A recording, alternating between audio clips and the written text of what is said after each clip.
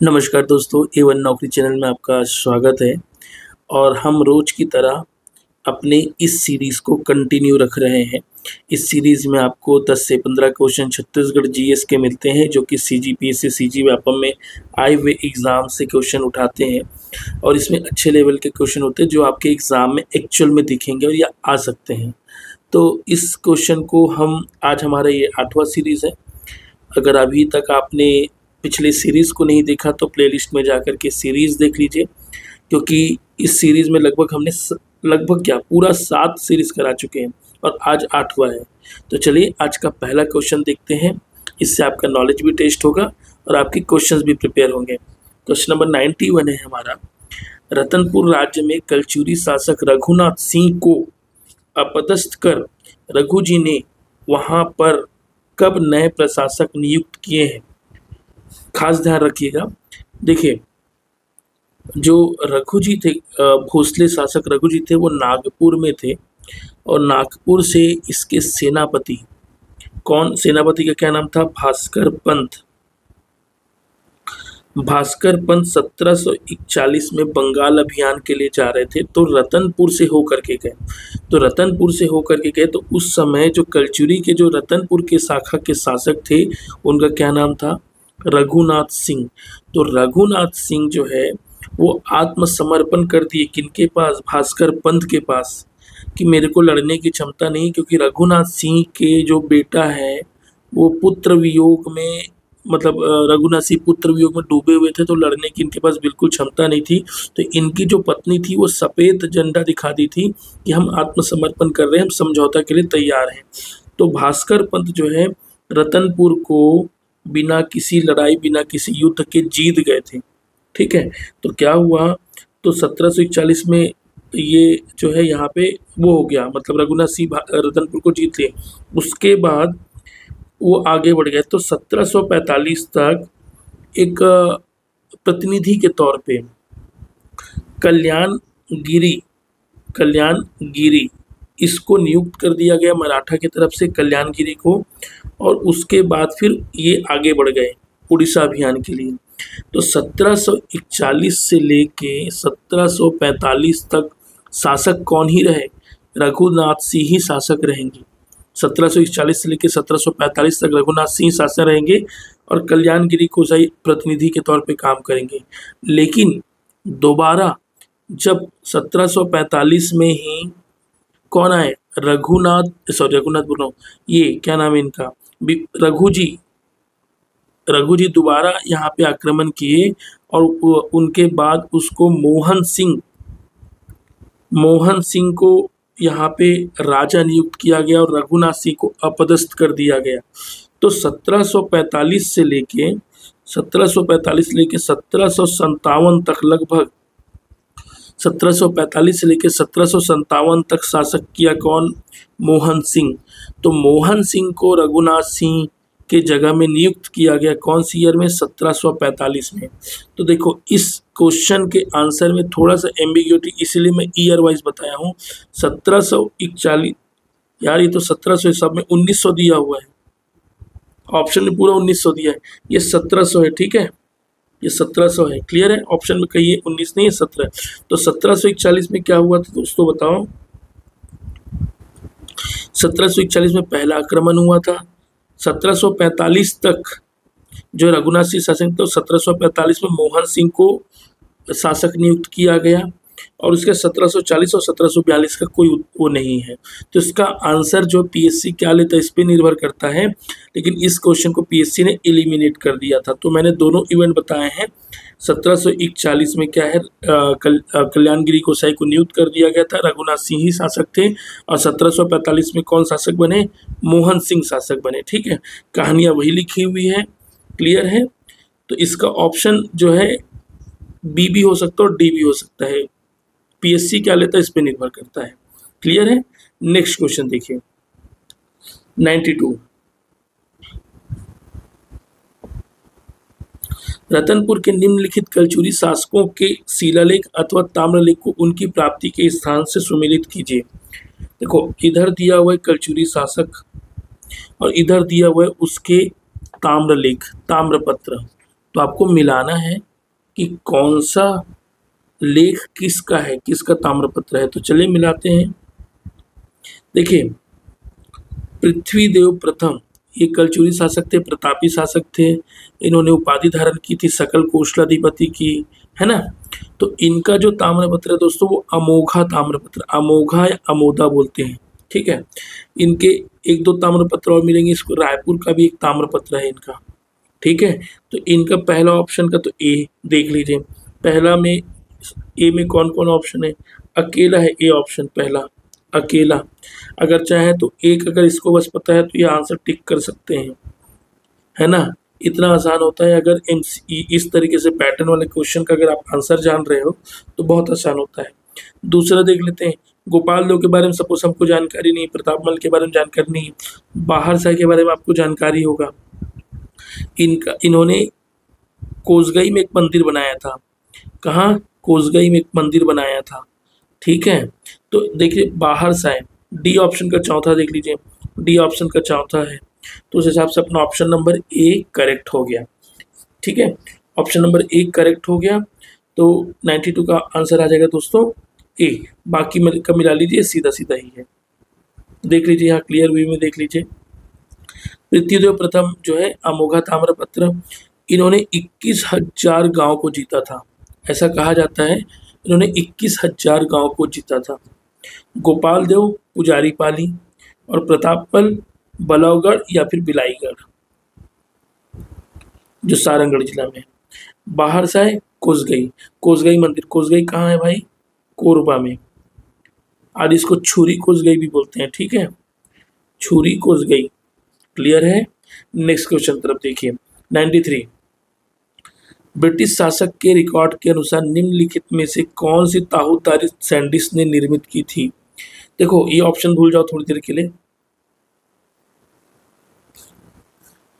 आपको बताना है जो सैंडिस था, कैप्टन सैंडिस, कौन से क्रम का ब्रिटिश अधीक्षक था भाई बताओ। पहले कौन आया था? सबसे पहले एडमंड। दूसरे में कौन था? एगेन्यू। तीसरे में कौन था बताओ? हंटर। और चौथे में कौन था? सैंडिस। क्लियर है। सैंडिस। तो सैंडिस ने 2 ताहूदारी चालू की थी, 2। एक है लोरमी और दूसरा है तरेंगा। ये ऑप्शन को छोड़ दीजिए, है ना। सैंडिस ने 2 ताहूदारी चालू की थी, एक लोरमी और दूसरा तरेंगा। क्लियर है। उसके अलावा सैंडिस ने और क्या काम किया था बताओ? इंग्लिश कैलेंडर जारी किया था। इंग्लिश कैलेंडर लाया था, ग्रेगोरियन कैलेंडर जो ब्रिटिश लोग जो अभी भी यूज करते हैं आप लोग अपने घर में, वो कैलेंडर चालू किया था, ठीक है।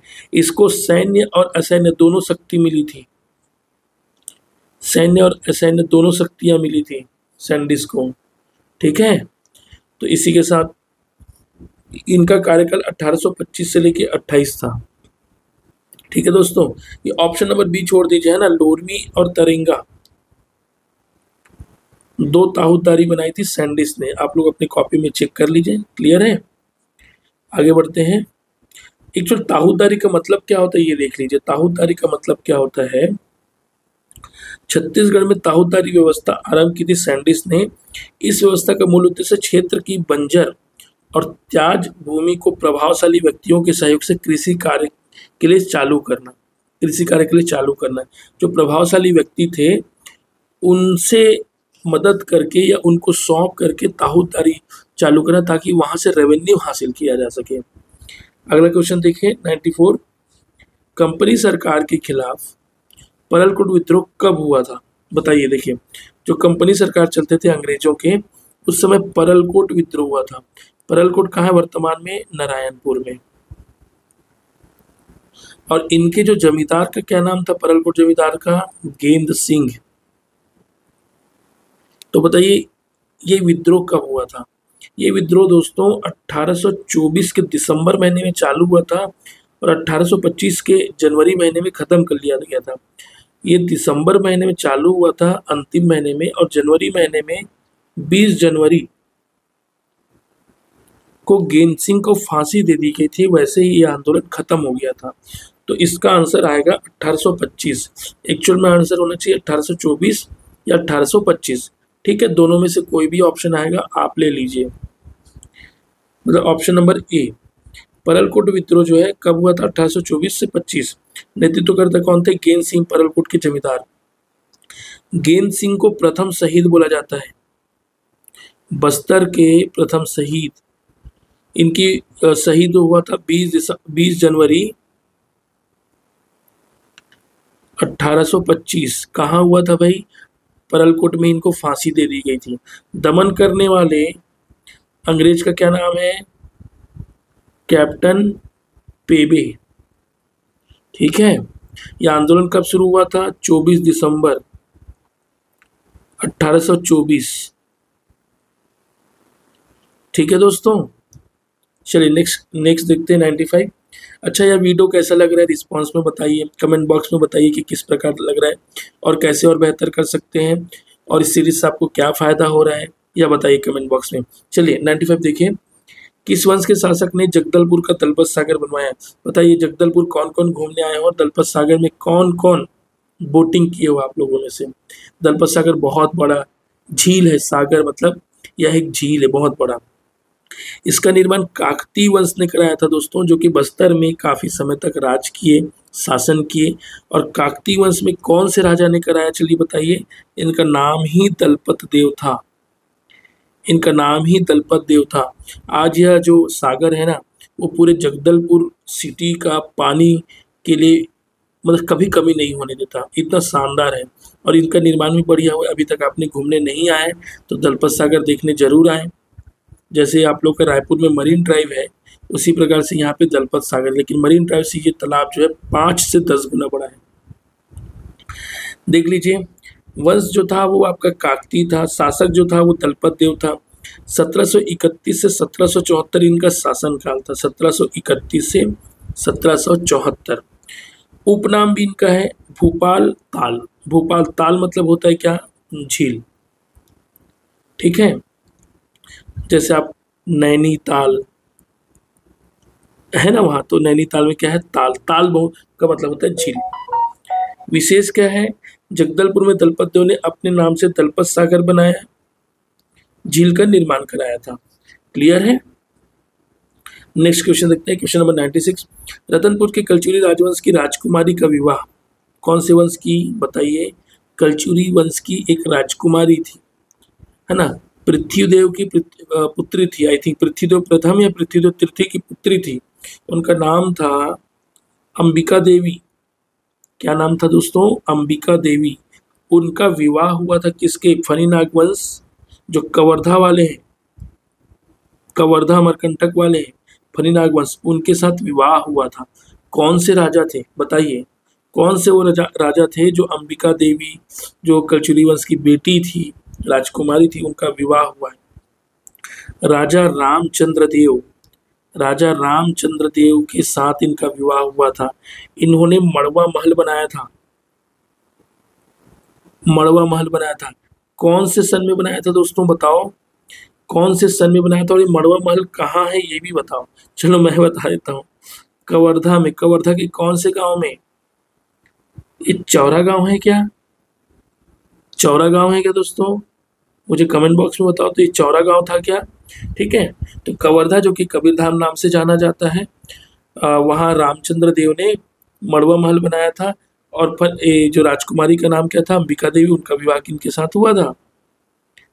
रामचंद्र देव के साथ। ठीक है दोस्तों। क्वेश्चन नंबर 97 आइए। ब्रिटिश नियंत्रण काल में छत्तीसगढ़ के जमींदारों से लिए जाने वाले कर का क्या नाम था? देखिए, छत्तीसगढ़ के जमींदारों से टैक्स लिया जाता था ब्रिटिश काल में। ब्रिटिश काल फिलहाल वैसे अप्रत्यक्ष मराठा शासन कब हुआ? 1818 से 1830। इसमें अधीक्षक नियुक्त किया गया था ब्रिटिशर्स के द्वारा, फिर शासन किया गया। उसके बाद रघुजी तृतीय आए शासन करने, 1830 से 54 तक उन्होंने किया। फिर 54 से फिर से अंग्रेज चालू हो गए, फिर से अंग्रेज चालू किए, तो प्रत्यक्ष शासन किए अंग्रेज लोग। तो उस समय मुझे बताओ, जमींदारों से कौन सा कर लिया जाता था? मालगुजारी नहीं, ओरी नहीं, सेवाई नहीं, क्या लिया जाता था? टकोली। टकोली नाम का टैक्स था जो जमींदारों से लिया जाता था। फिर उसके बाद ऑप्शन नंबर जो डी है उसका एक्सप्लेनेशन सुन लीजिए। ब्रिटिश नियंत्रण काल में छत्तीसगढ़ के जमींदारों द्वारा लिए जाने वाला कर का नाम टकोली था। इसके लिए जमींदारों को निर्धारित दस्तावेज पर हस्ताक्षर कर उन्हें अपनी सहमति देनी होती थी। ठीक है, हस्ताक्षर कर दिया जाता था जिसके कारण उसको टैक्स देना पड़ता था। 98 रायपुर जिला कांग्रेस कमेटी के प्रथम अध्यक्ष कौन थे? बताओ, नाम बताओ। आधुनिक इतिहास आप लोगों ने पढ़ा है, छत्तीसगढ़ के आंदोलन पढ़े हैं, बहुत सारा नाम है। पंडित सुंदरलाल शुक्ला, सुंदरलाल शर्मा, रविशंकर शुक्ला, राघवेंद्र राव, सीएम ठक्कर, शिवलाल डागा, कौन थे बताइए? बैरिस्टर सीएम ठक्कर जो है प्रथम अध्यक्ष थे किसके? रायपुर जिला कांग्रेस कमेटी के। ध्यान रखिएगा, बहुत इंपॉर्टेंट क्वेश्चन है ये, असिस्टेंट प्रोफेसर 2019 वाले पेपर में आया हुआ क्वेश्चन है। ठीक है, सीजीपीएससी के। आइए अगला क्वेश्चन देखते हैं। क्वेश्चन नंबर 99 है आपका, रायपुर में वानर सेना का प्रमुख कौन था? बताइए। देखिए, वानर सेना का गठन 2 जगह हुआ था, एक हो गया था बिलासपुर, दूसरा हुआ था रायपुर। बिलासपुर वाले के कौन है और रायपुर वाले के कौन है? फिलहाल आपको रायपुर वाले के बताना है। रायपुर वाले के दोस्तों ऑप्शन नंबर बी, बलीराम आजाद। बलीराम आजाद कौन थे? बलीराम आजाद वानर सेना के वो थे। वानर सेना क्या काम करती थी आप लोग को पता है ना? वो छोटे छोटे पत्र बम बोलते थे, लेटर बम बोलते थे, जो क्या होता था, लेटर जो होते थे ना, पत्र एक दूसरे को पहुंचाना होता था, वो आदमी से आदमी को देते थे, है ना, कहीं कहीं जाके छोटे छोटे बच्चे लोगों को से के थ्रू इस संदेश को पहुंचाया जाता बड़े बड़े नेताओं के द्वारा। तो क्या बलीराम आजाद। बिलासपुर का देख लेते हैं कौन थे? वासुदेव देवरस। 1930 जब सविनय अवज्ञा आंदोलन चल रहा था उस समय की बात है। वासुदेव देवरस जो है बिलासपुर के लीडर थे आपके वानर सेना के, और रायपुर के बलीराम आजाद या बलीराम दुबे, याद रखिएगा। ये जब सविनय अवज्ञा आंदोलन 2 फेज में हुआ था, पहला फेज में 1930 में हुआ था, दूसरा फेज में 1932 में हुआ था। ठीक है, तो पहले फेज में बिलासपुर में ज़्यादा एक्टिव थे, दूसरे फेज में रायपुर में। क्लियर है दोस्तों? अगला क्वेश्चन देखिए, क्वेश्चन नंबर 100, काफ़ी अच्छा क्वेश्चन है। चलिए, 10 अगस्त 1942 का इस समय भारत छोड़ो आंदोलन चल रहा था, ध्यान रखिए। को छत्तीसगढ़ के रायपुर में हुई हड़ताल के संबंध में निम्न में से कौन सा कथन सत्य है? आपको बताना है, कोई एक कथन इसमें से सत्य होगा और 3 कथन असत्य होंगे। पढ़ लेते हैं। ऑप्शन नंबर ए, राष्ट्रीय विद्यालय के विद्यार्थियों ने जुलूस निकाला और हड़ताल कराई।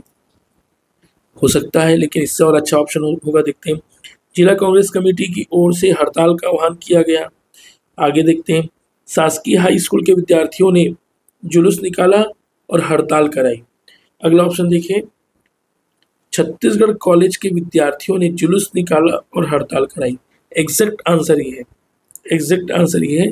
एक्चुअल में छत्तीसगढ़ कॉलेज जो रायपुर के पेंशन बाड़ा में है, रायपुर के जो कालीबाड़ी चौक है वहाँ पे ये छत्तीसगढ़ कॉलेज है।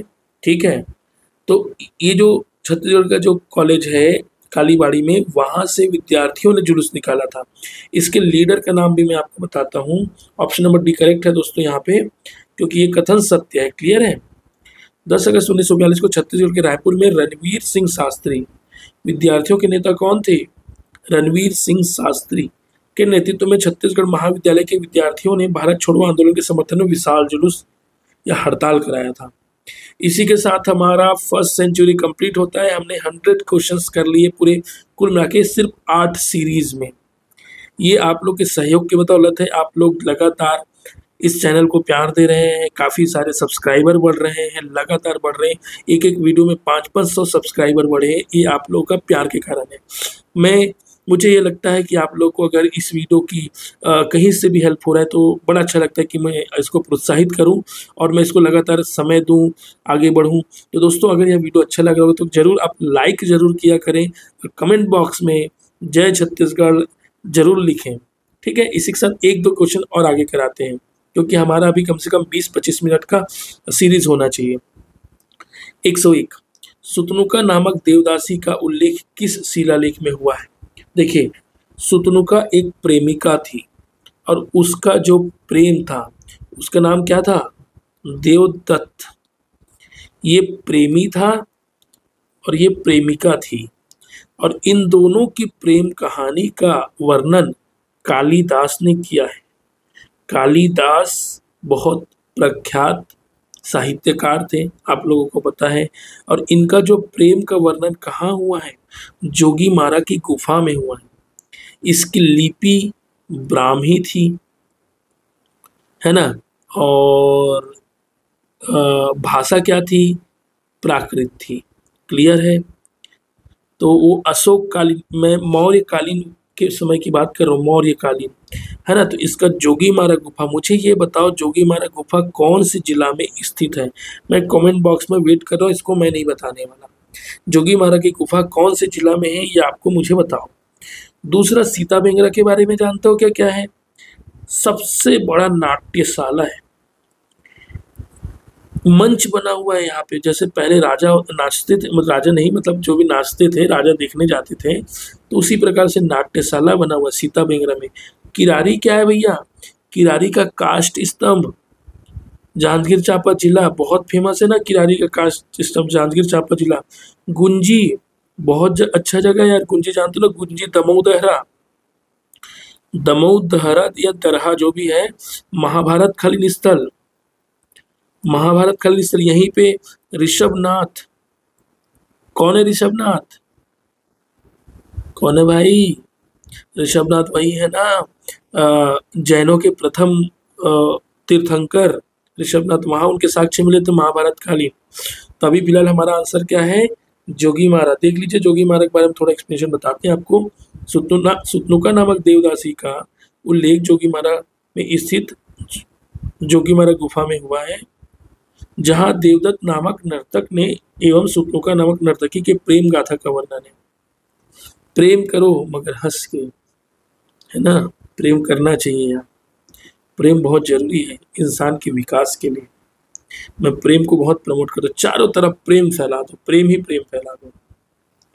प्रेम कहीं बुरा नहीं है, अगर प्रेम में हो ना वास्तविकता में, तो कहीं बुरा नहीं है, मात्र है उसका प्रबंधन का, मैनेजमेंट का, कि कितना समय उसको देना है और कितना समय सपने को देना है। सपना मतलब जिसके लिए आप पढ़ाई कर रहे हैं। प्रेम को समय दो जितना लगता है आपको। जब आपका मन अच्छा नहीं लगता है तो प्रेम के साथ बैठो, प्रेम के साथ बांटो, प्रेमिका के साथ बैठो। प्रेम किसी से भी हो सकता है, लेकिन जो प्रेमिका का अपना महत्व जीवन में बहुत जरूरी है ना। मुझे लगता है कि इस उम्र तक लगभग सभी ने प्रेम का अनुभव किया होगा, और किसी का चल रहा होगा, किसी का नहीं चल रहा होगा, लेकिन उसको जो है बात है कि महत्व कितना देना है, यह जीवन में बहुत महत्वपूर्ण करता है। आपकी प्रायोरिटी क्या होनी चाहिए, ये बहुत महत्व कर रखता है।